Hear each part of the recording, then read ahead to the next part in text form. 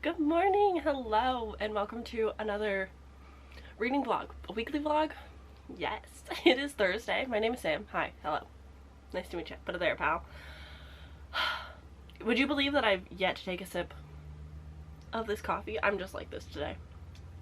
Anywho, hello, welcome to a weekly vlog. This weekly vlog is spanning 1 week. It's Thursday. And this is going to be Thick Thighs Readathon, as well as the 72 Hours in the Reading Nook, hosted by Covers with Cassidy, Melanor Reads, Books with Lexi, and a little bit of Monica is the guest host this time around. And so this readathon in particular is going until Sunday, which is unfortunate because I do have plans to make a blanket fort of some sorts somewhere in this house. But I work the next 3 days, so I can't really do it any other day, unless like I have a lot of energy, say like Saturday or something. So we will see. But the way that this readathon particularly works is that we spin a wheel. There's 2 different wheels to choose from. Whichever wheel you pick for that day is the same one you use the whole day, but the next day you can switch it up if you wanted to. I'm not sure yet what my plans are. I haven't really looked at any of them, which is bad. But then I also have my 3 TBRs for different readathons, not including just like the bonus things that I would like to get to this month. So here is my Thick Thighs Readathon. There's 5 books, I believe. Yeah, there's 5 things that I want to get to this week for it. And then Blackathon is also happening all month of February, so I will be reading. This is my TBR. I've read some of these already, and so whichever is left is what I'm going to try to also get to. And then I have Jonte's Inferno, like, carryover TBR that I would still like to get to. I need to read 2 of them, so that's not bad. And I think I can do it because I'm in the middle of reading An Education in Malice currently, and I'm loving it. But I will give full updates later when I'm ready. Oh goodness grief. So those are kind of like the books that I have in mind. There's a few not here that I would also like to get to this month, but again, there's only a week. We kind of just have to see what happens. So there's the Out of Comfort spinner wheel, and there's the In Comfort spinner wheel. So looking at what I want to read today, which I'm going to be honest, I don't know yet. I have many options. I've got 4 audiobooks on Libby for things that I could get to. I have So Let Them Burn, Vagabonds, What Stalks Among Us, and River of Teeth. So those are the 4 that I'm kind of leaning towards, and then I've got like KU and ebooks to read as well. But one of these is out of my comfort zone, and the other 2 are quite in my comfort zone. So I feel like I should probably prioritize in my comfort zone today, and then maybe aim to read Vagabonds next week. That sounds like a plan. So let me get to the spinner wheel for in my comfort zone. Oh goodness. Okay, so I am going to share my screen and spin. Please be something useful. Oh no, over 300 pages. Okay. Okay. I'm sure if I looked on Goodreads right now that would probably fit at the very least. So Let Them Burn. This is on my TBR for Blackathon for the 2024 release prompt. This was released in January. I was not even close. And I knew of this book because of the whole like Kate Corain scandal of her just being like kind of a piece of shit in the author world, and so I've gone through the authors that suffered because of her crimes and have tried to pick out the ones that sound interesting to me, and this is the first one that I was really interested in, so I'm kind of glad. It says the hardcover is 400 pages, so this is going to be my first pick for this readathon and slash first read of today. The audiobook is like 11 hours long. I'll be listening to it probably close to 2.5 speed just because it's fantasy and I want to pay attention. That is the start of this readathon. That's where we are headed. I have no clue what So Let Them Burn. I don't know anything about it. So I will start it. I will probably, unfortunately, end up finishing it today at work, so I won't be able to give you guys like midway check-ins because I'll be listening to it whilst I'm at work, and I can't really I'm not going to talk to you guys while I'm in the office because that might be weird to people coming in. So that's my plan for today. I will read that. If I finish it because I like it so much and I've got time to spare to listen to something else, I will spin again and share the results with you guys a bit later. But for now, that's the plan. This is going to be a fun vlog. I'm very excited. I'm going to do my best to keep you updated as I'm reading. My last vlog, it was like, I read a book, here you go. This time I'm going to try to tag you along on the ride, but I'm very excited for this first pick. It's going to go well. I'm going to drink this very, very toasty coffee, and I'll see you guys after work. Bye!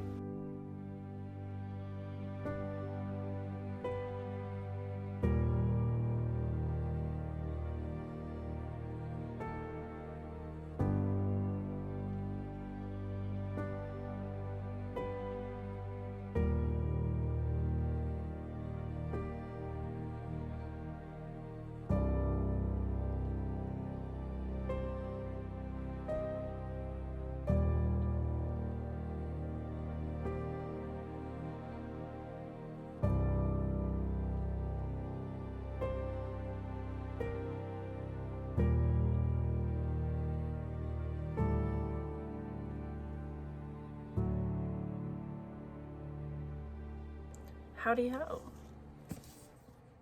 I finished my book with like 2 minutes to spare before the audiobook was taken. I'm really living life on the edge, what can I say? But I finished Element of Ice. You know, I enjoyed it. If you didn't see my last vlog, I will tell you a little bit of what this is about. But in this, we are following a girl who is been raised basically, she's human, she's been raised to be special, a guard of the Fae.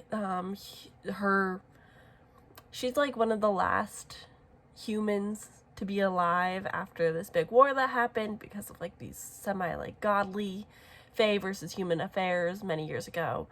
And she's been training for this her whole life, so we start the book off with the ritual that starts forth this new path on her life. And so she journeys to the winter lands, the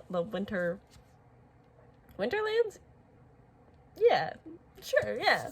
The winterlands, and basically she is in charge of protecting the Valen. He's not really the prince, but kind of the prince, like he's the king's nephew. And so basically she's sworn to protect him, and we just get to see their journey. It's them. He's like very adamant that he doesn't need her, but many assassin attempts later, he's like, okay, yeah, maybe this is kind of nice. And like they grow a friendship, which obviously grows into a kind of romance. So it's a fantasy bodyguard romance. Overall, I thought it was nice. The plot is basically like she's going to take care of him. She does this ritual with a sigil on his body incorrect, and it causes a life link between the two where they share pain and soon emotions. And so that's kind of how they have a stronger connection in romance, which isn't my favorite. Because it feels a little forced when it's like, oh, well, I'm feeling your every emotion, so you don't have to really communicate well with me because I can just tell. And it takes away a little bit of the character's agency that way. But I did think it was still sweet, and I did like how Valen, the prince or whatever, I do like how he treated her, and compared to the Fae and human relationships in history and just seen in the stories, he very much like respects her and her choices to do things. And yeah, basically this is just like a mini adventure story. It is the first book in a series. I don't know if it's a duology or if it'll be a trilogy, I'm not sure, but it is the first in something, setting it up. And basically it's just like, yeah, them trying to fix this kind of curse that they've set upon themselves, while also we're learning about like the winters Winterland's secrets, secrets that happened from the past, like how there's no more fey magic, there's no more druidic magic, it's all kind of dried up and gone, but yet these two kind of have some abilities because of their life link. Valen is a prized possession to the king because he is the firstborn with fey magic in like many, potentially like hundreds of years. So there's like a lot going on. I do think that, again, because of this life link, we don't really get to know these characters very well. I didn't feel super attached to them. I didn't necessarily like fall head over heels in love with like their relationship to each other, but I did think they were cute. They have a lot of banter, but compared to the last fantasy I read, their banter was better, so this just didn't quite compare the same way. I do wish there was more like winter scenes, like more wintry descriptions, just because like this is so clearly a winter fantasy. But it doesn't describe winter as much as I would like it to. And the side characters really did it for me. The plot twists kind of surprised me, but not fully. Like, I saw some of them coming, but just not in the way that they actually played out. But I like the side characters a lot, specifically, oh no, what's his name?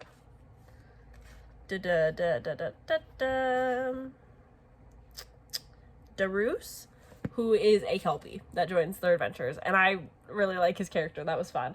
My biggest complaint is I was reading this with the audiobook, as I had mentioned, and it's dual POV. So Valen's narrator, I think, I haven't verified this, so I could be very wrong, but I think his narrator is the same narrator for the Lux series by Jennifer L. Armentrout, which is quite old and bad, and I could not get behind his narration choices sometimes. Every time he voiced the quotes, specifically for Valen's quotes or for Keltania's voice in quotes, he would like laugh, and I don't even know if I can like mimic it. Let me pull up a quote. So it would be like, shit. You're saying he's not like the formal type? It would be like that. That was a bad example. I'm so sorry. I'm not a voice narrator. Can you tell? But it would be like that, where like he would laugh, but it felt so forced and fake, and like he would just like chuckle no matter the scene. And I was just like, that's not how people talk. So that part kind of bothered me, and I couldn't, there were times where like he would do that, and it just threw me back into when I was like listening to the Lux series, and I was just like, this is, no, not preferred. So I would maybe not recommend the audiobook just because I don't like his narration, but her narration was good. So take that how you wish. But yes, I've read this first book for the week done. There will be an introduction clip before this clip, but this is the first book that I've read outside of a readathon, just for funsies. Technically, carryover from Jan's readathon. But yeah, I think I'm giving this just like a solid 4 stars, more so like on the lower side of a 4-star though, you know? Didn't quite make it as like a solid, like, yes, this is such a good 4. It was just like, this is a good 4, you know? Different. But I will check on you guys next time I read something, probably tomorrow. I will talk more about this in depth like tomorrow or something, but I just need it to be known that I'm like 60 pages into an education in mouse, and I love these two. The chemistry, I've been missing a book like this. It like makes me geek over just like the little things when she's just like, happy to be hated by you. It's the most interesting thing that's happened to me. Coming at you from the floor. Hello. I look like I got punched in the face. I didn't, I promise. I think it's just bad lighting. What if I... Is that better? I feel like that's better. Okay. Hello, hey, hi. Welcome to my very dirty, muddy floor. If you have dogs and you have a backyard and you live in a rainy state, oh, the worst time of year. Mud everywhere. Ignore it. She's supposed to be pretty. The rug is over here. My house is a mess. Don't worry about it. So, I read So Let Them Burn. I finished it. This is by Camilla Cole. And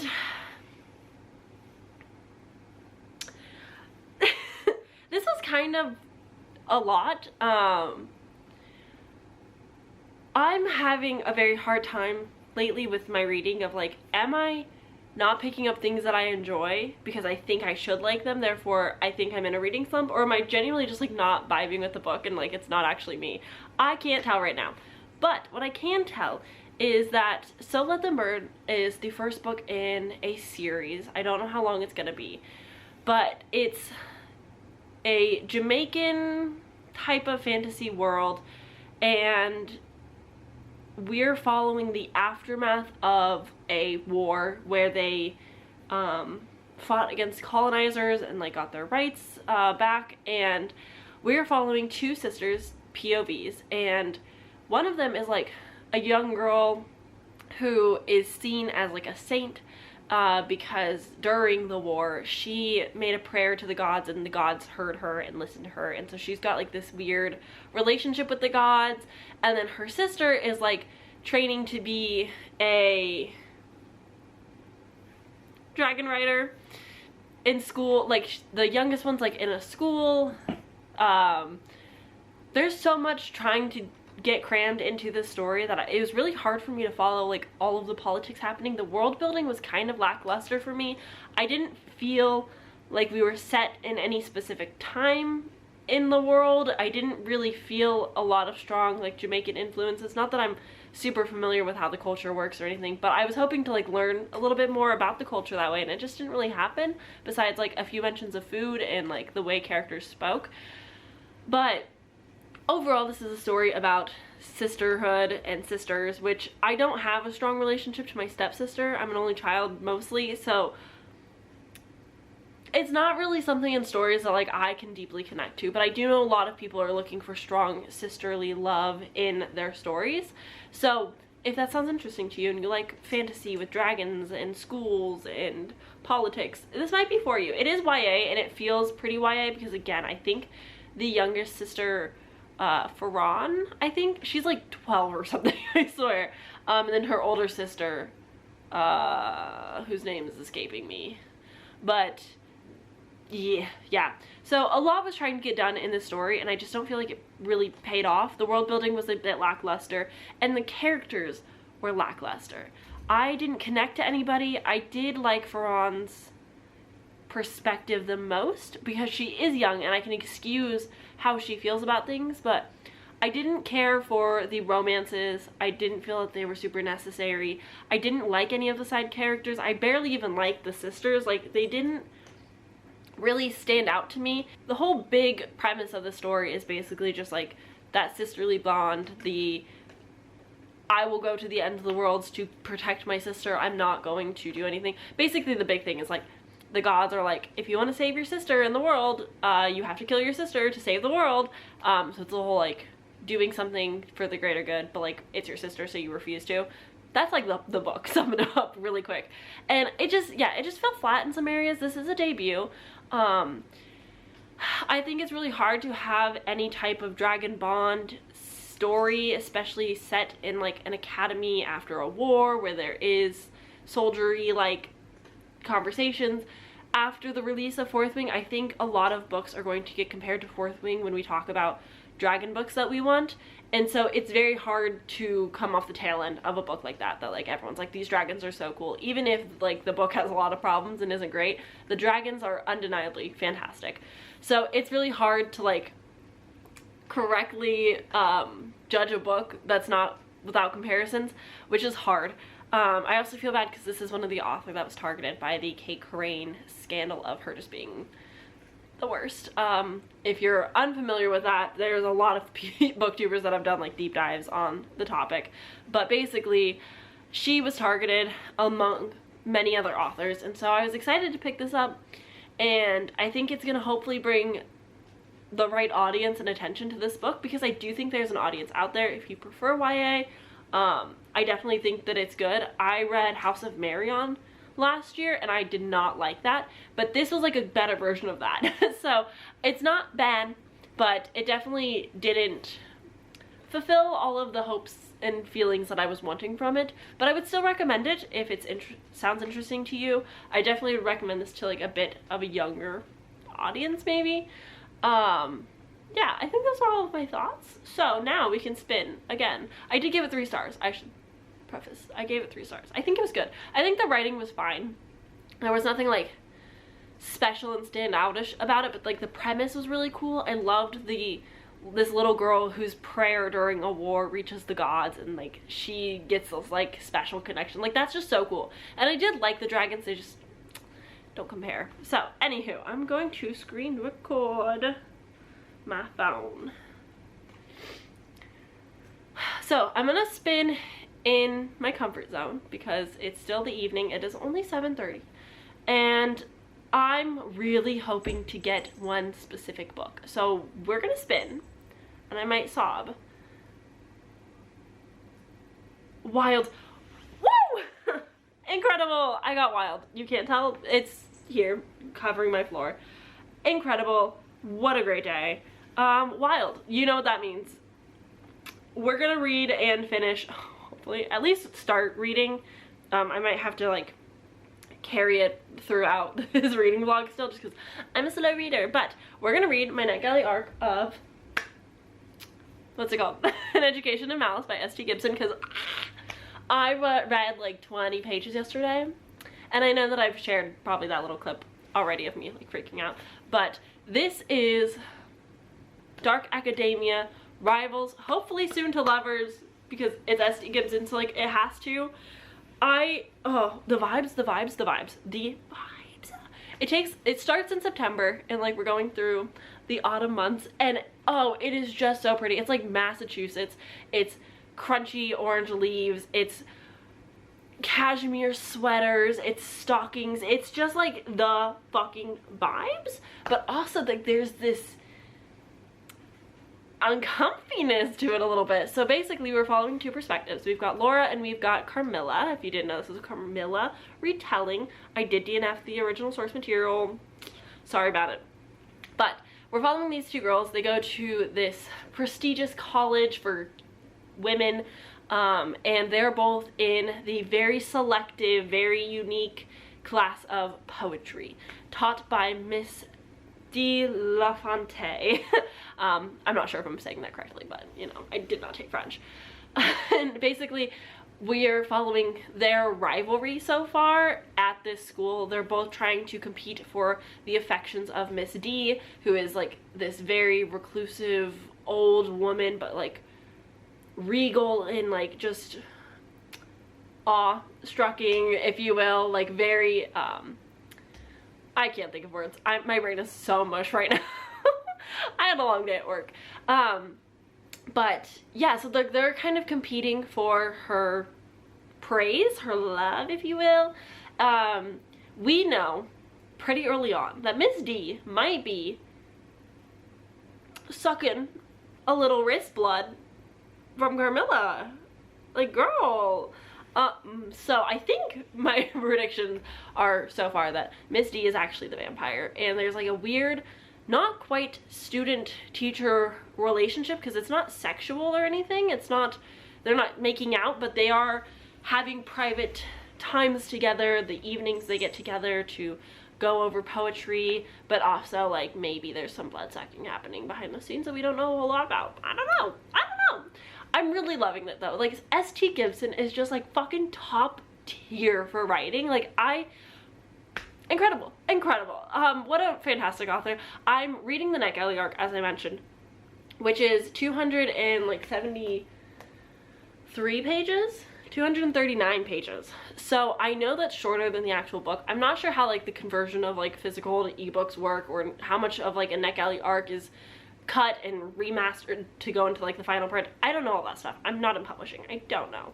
But I do know that I have the audiobook on hold, and I will probably finish reading this, and then like in about 2 months I will probably listen to the audiobook, because there's something about S.T. Gibson's audiobooks that are just like so good. And we all know I'm talking about A Dowry of Blood when I say that, but like Laura is a little Mississippi Southern belle. Like, the audiobook has got to be incredible. It's just gotta be. So I'm excited for that whenever it happens. But for now, because the universe is in my favor, I'm gonna read my wild pick of An Education in Malice, and I will keep you guys updated as I go, / whenever it's done. I don't know. Hopefully I get some significant progress. I'm on page 73. Yeah, 73 out of 239. So it shouldn't take me too terribly long. I'm reading this significantly faster than I read Emily Wilde's Map of the Other Lands. So, promising, we're looking good. That's it from me. I think I'm going to maybe make some food, and then crawl in bed. That's my day. Peace. Good morning. Here's hoping I read a lot today. The cars might be loud. There might be a lot of noise. I'll make this quick. I apologize. I've DNF'd 2 books. So that basically washed my 2 spins. I'll put them here that I got for Saturday? Friday? Saturday? Fuck. Saturday, I think.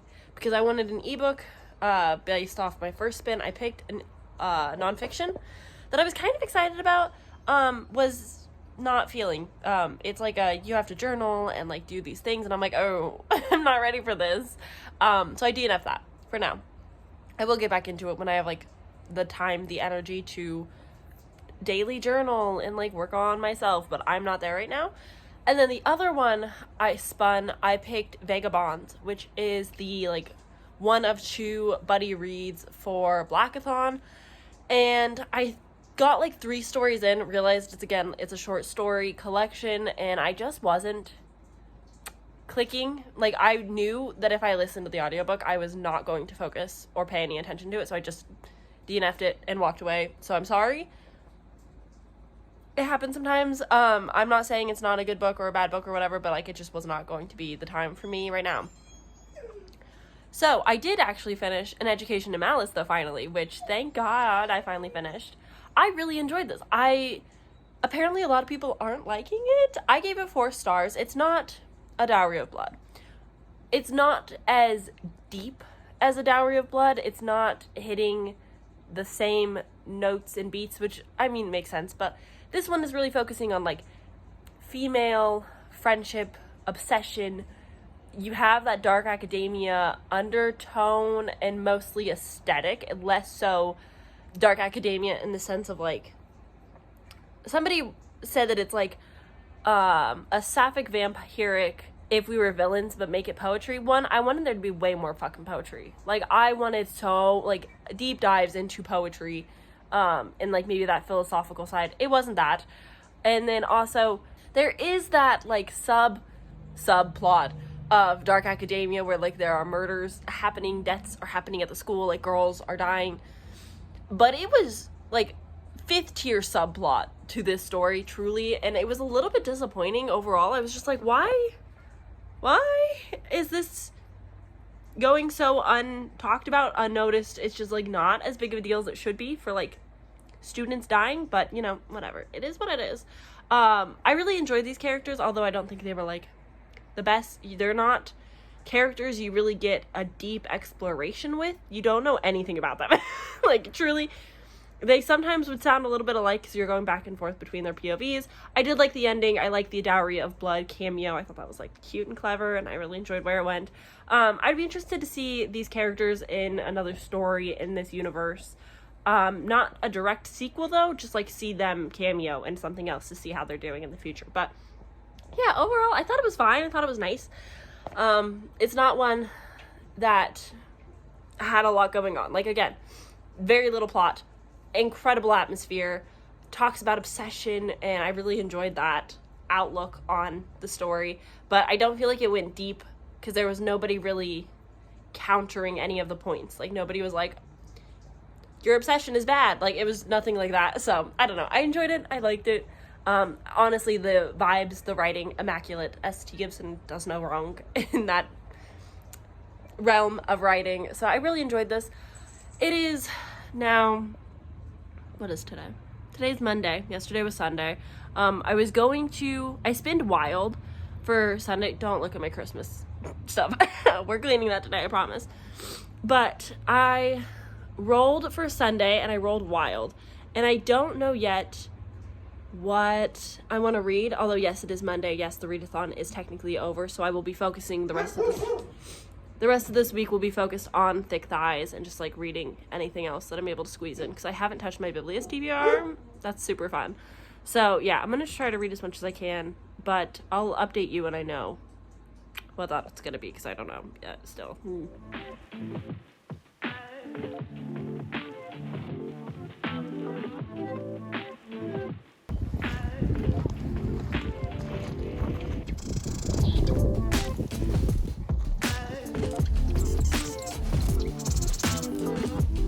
Hello. It's now Wednesday, the 28th of February, which means that in theory, I should be editing this video to upload today. Or tomorrow, which would be lovely, except for it is also the end of February, and although I need to be, like, kind to myself because I've read more this month than I did last month and more than I honestly was hoping to read far more, but with life happening and work being busy, I'm not surprised that it's, like, slowed down, and I'm trying to give myself grace right now, especially because not the best. Doing okay. Today's better, thank God, but it is definitely one of those times where it's just like, ugh, existing, woof.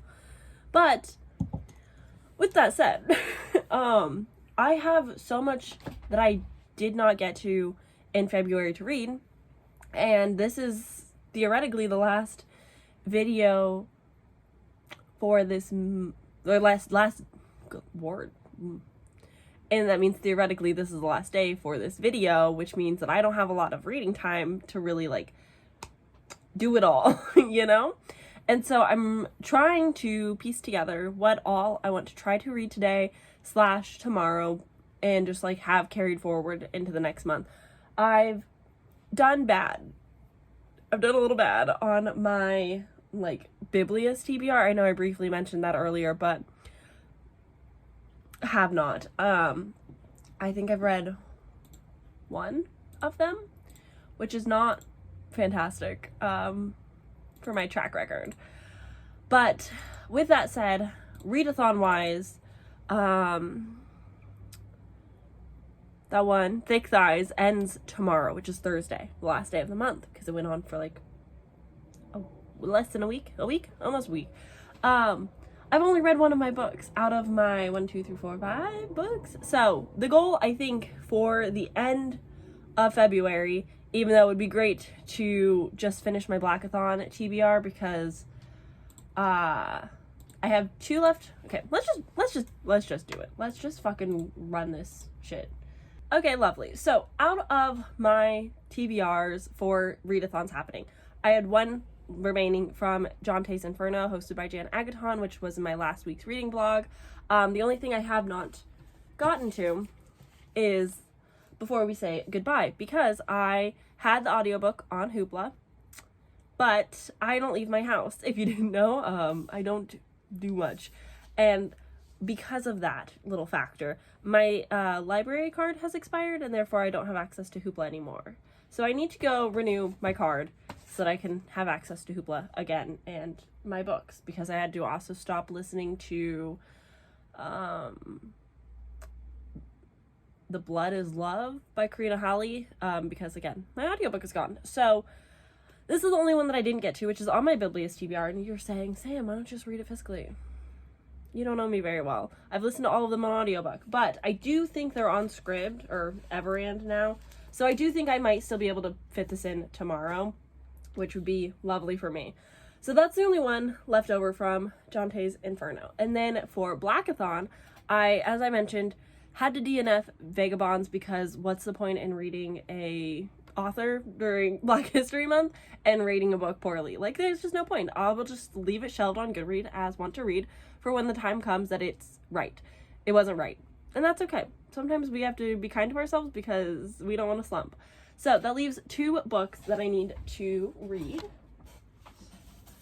Another one on my Biblias TBR, which is Delicious Monsters. She's a chunky. I also have the audiobook for their newest release. This is Liesl Sambury. And I have like Tender Something, which is their 2024 release. So I also have the audiobook for that. So I will at some point, maybe this weekend, just kind of pound these out, because I am excited for them. And they're fantasy horror. This cover is still just fucking gorgeous, and I really want to get to it. And then the last for Blackathon that I have the audiobook for is The Unbroken by C.L. Clarke. This is fantasy, and that is literally all that I know. So I would like to get to that early March, obviously before my audiobook expires. Makes sense. As for Horathon, which happened on my birthday, I need to read the horror still. I would like to. I know that I'm late. I understand that. The live show is still up on Ashley's and Lexi's channels because they did like 2 sprints, which is unusual, and I'm pleased with it. So I will probably just like watch those back and read the horror. I did start it. I read the first chapter, and the writing does intrigue me. We're following like the best old woman character that I've ever experienced, and I'm really excited to continue. As for 72 Hours and the reading Nook, as we know, it came to an end with 2 DNFs that I just could not power through, one of them being Vagabonds, the other one being a nonfiction that, you know, out of my comfort zone just didn't work out. And sometimes that happens, and that's okay. But I still have my like Wild, which I never read anything for. But I guess I can just slot in the one book I did read in time, which is for Thick Thighs. So I read yesterday at work River of Teeth by Sarah Gailey. This is the first time I've read this author, which, you know, good for them. But I don't know. They're one of those authors that like their works intrigue me and they get a lot of buzz and hype and talked about, but then maybe not always the best reviews. And so I'm a little like hesitant on continuing down their path, down their archive. Sure. But River of Teeth is an alternative Western historical, slightly fantasy, which I didn't know going into it. I thought this was like mostly horror with a little bit of fantasy, which it is kind of horror because it's a little gruesome, a little gory, a little, what the fucky. But at the same time, I hate Westerns. I fucking hate Westerns. I can't do them. And so I was already like not really interested in just like the historical vibes of this book. But I did learn that there was a time in the American history where politicians were like, let's ship fucking hippopotamuses from Africa to Louisiana marshes and we'll farm hippos for meat alternatives. What? That's like the wildest fact I've ever learned about America. And crazy, just absolutely crazy. So this was like an alternative history of like, what if that actually happened? Hippos are incredibly dangerous, so I'm sure you can picture how this book goes. But I will say, the representation in this book are fantastic. There's a non-binary love interest. The main character is a gay man, plus size rep. Like there's just rep galore, and it's very well done. And it's so sad reading the reviews, and everyone's like, clearly Sarah Gailey, who uses the pronouns they, them, which, you know, hints to a lot of people maybe they're non-binary. Anywho, they're just like, Sarah Gailey's trying so hard to push the LGBTQ agenda and is trying to like totally be woke and like cool because it's trendy. Keep in mind, this book came out in like what, 2017, 2018? Oh boy, has probably their minds been shifted, but one of them was just like, oh, this non-binary character is just in here because it's trendy and popular. And every time that they use the pronouns they, them, I was just really confused who we were talking about. And I'm like, okay, work on your literacy? Like, I don't know what to tell you, bud. Like, it's all within the context. Like, I understand where the confusion can come from sometimes. But, like, it's so normal in the American English language that, like, no, I don't believe you. You're just being the worst. Sorry, fuck off. So, I would say, for me personally, this book was like a 2-star, but I did rate it 3-star because the reviews on Goodreads just really upset me, and I didn't think they deserved that. So I gave a very positive review, and I would recommend it if it's interesting to you. It's a novella, so it's very fast. It's just definitely more, like, about the characters than it is about a plot, and it didn't really work for me. But that leaves 4 books on my thick thighs that I would like to get to that I have not touched, which is a graphic novel, which is Pneumonia. I can never say it right. We've got to stop me. We truly just need me to read this so that I can never say the title again. Nimona. It's not hard. I don't know why I struggle so horribly with it. But this is a cute little D&D-esque graphic novel that I'm really excited. There's also a Netflix animated series for this that I would absolutely love to, Oh, fun. Okay, anyways, I'm very excited to get to this, finally. It's been too long. But then that leaves 3 things. One of them is an audiobook that I'll probably listen to today/tomorrow, which is What Stalks Among Us by Sarah Hollowell. This is horror, young adult horror. It looks very like, with the cover of like the corn stalks, it's giving Clown in a Cornfield slasher vibes, so I'm a little excited. And then my 2 ebooks are on Kindle Unlimited, which, oof, I don't want to talk about my Kindle right now. I don't have a Kindle, but my Kindle app is bad. It's bad. I've been needing to read so many things, and I'm just avoiding all of them. It's bad. So I need to read The Tide That Binds Us, which Sasha has recommended so many times that I'm really intrigued. And then also Sweet Vengeance. And I think both of these are less than 200 pages, so in theory it shouldn't take me too terribly long. But, you know, we really just gotta wait and see. So, that's how I've done. That's how I'm doing in terms of reading. Not great for readathons. I hope to only get better with time. Again, just, like, getting back into the groove of life. It's not the time. It's not the time. But I appreciate everybody who's been watching and just like being patient with my wonky schedule and lack of content and ideas. I haven't posted on Bookstagram in so freaking long. Haven't done reading sprints or live in a while, and I miss it. I'm itching to like be a part of the community again. So that's my very long little update of my reading. Hopefully I will pound out a book maybe or 2 today and can share that with you. But besides that, it's going to be like editing this video just to get it up and doing my darndest to get through the day. I truly don't, like, I don't know, man. I feel like there's so many things that I want to do, and then on my days off, I just don't do anything at all because I forget or just don't want to do them. So we're going to attempt. We're going to try to do things. It's going to be great. It is only 2 p.m. So the world's my oyster or something.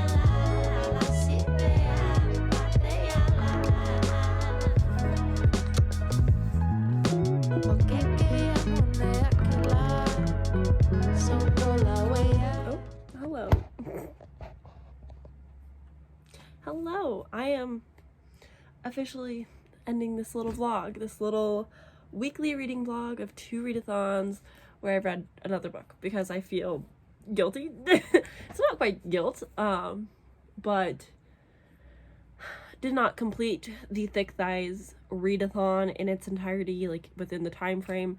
Didn't finish any readathon this month within the time frame, and you know, that just like seems to be my thing this month, which is fine. It's still reading, and that's great. But I did just finish Nimona. Yes. Great. By N.D. Stevenson. I need to like put a little label over their dead name because I do feel bad. And it's like the one thing about like writing a book and then changing your name, becoming a new person, if you're trans, so on and so forth. Like, your dead name is just out in the world forever. That kind of sucks. But Nate Diana, also known as Indy Stevenson, lovely, married to Molly Ostertag, which OTP, oh my god. Anyway, I read this, I finished it. I don't know what I'm gonna rate it. Like, I'm really bad when it comes to graphic novels. Like, I most of the time will just rate a graphic novel 5 stars because I don't feel the need to give it the same brain cells. To read it, I like can forgive a lot of its issues because it's just a much smaller format, way less words. I will say that I'm very, very excited to see the adaptation of this where like we can see the action better, because I just don't know if action translates in a graphic novel quite the same or as well, especially when it's a little bit darker. It's hard to tell what all is touching and what is part of who. But overall, I did really enjoy this. This is a cute little graphic novel following Nimona, who joins the evil villain Ballister Blackheart, and like they team up to be this duo and make happenings of evil sorts. Villainy things go on in the village town, and we've got our hero, the golden boy, Golden Loin. I hate that. He is like the hero of the town, and so like they're nemesis, angry with each other, budding romance maybe, perhaps. Anywho, but yeah, it's just like them getting up to hijinks, robbing banks, you know, the fun stuff, science. But this truly is just like a very sweet book. The characters shine, their chemistry and the bonds that they have together shine. This is truly the architect of what Assistant to the Villain wishes it could have been if Nimona was aged up and like these two had the romance. Like, this would have been the perfect source material to inspire that, because this just gives the found family such strong vibes of found family in like the best way possible. It's touching and heartwarming and sweet, while still having like action and bad things happening, but like you still love them even though like people have died. So yeah, this is far, far better than Assistant to the Villain could ever be. So if you were disappointed with Assistant to the Villain and you haven't read this, I'd say read this or watch the animation. So I don't know. Is this like a 4.5? Probably. I don't think it's like a true 5. But yeah, I think like my biggest complaints with this would have been like it's predictable, but like it's a graphic novel, so like why wouldn't it be? But also I just like wish we had maybe more answers and like knew a little bit more about them, you know? Like I just wanted more. So maybe I'll get that from the show, because there's not truly enough words to make a Netflix show out of this. So maybe that'll help. We'll see. But I did really enjoy this. I'm glad that I ended it with my graphic novel. I'll probably rate it a 5 on Goodreads, even though it's closer to like a 4.5, just because it didn't... See, here's the thing. If a graphic novel makes me cry, it's a good one. If I don't cry, it's like a 4.5. That should be my rating for graphic novels from here on out. Anywho, I'm glad I read this. I'm glad that you watched the video and made it to the end. Thank you so very kindly. If you made it to the end, let's do this fun little thing. You should put the dragon emoji in the comments for Nimona. I hate the title of this. I'm never going to say it again. Because there's a dragon. It says on the back, Nemesis, dragons, science, symbolism. It's adorable. So yes. Wonderful. Outro. Yes, dragon in the comments. Thank you so much for watching. Did you participate in these readathons? What have you been reading in the month of February? As you're watching this, it's the final day of the month. Do you have reading plans? I have too many. I don't know what to do about it. I think tomorrow my main priority is going to be listening to What Stalks Among Us while I'm at work, and then when I get off of work or on my lunch break or so on and so forth, I think I'm going to either pick up The Tide That Binds Us or Sweet Vengeance. The Tide That Binds Us is like 130 something pages, so that one will probably be it because it's a little bit shorter. But yes, I will be starting my next vlog, which is going to be a reading books until I get a 5-star, and that's going to span for hopefully maybe 2 weeks, or maybe the first thing I pick up will be 5 stars. Who knows? But it's going to be fun. We're going to have a new vlog, not next week, but the week after. I've got videos to catch up on, to share with you guys that are just like bookish content, less reading vlog heavy. So if you're into that, stick around, like the video, subscribe. YouTube things, good for algorithms, so on, so forth. Anywho, thanks for watching. I'm gonna go. Goodbye.